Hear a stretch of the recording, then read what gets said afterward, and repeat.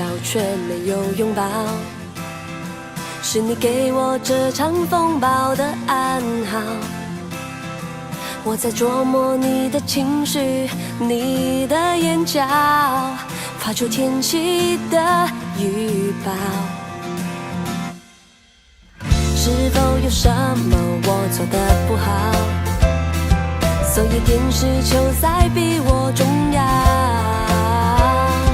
如果沉默就是你的最后警告，我没打算要逃跑。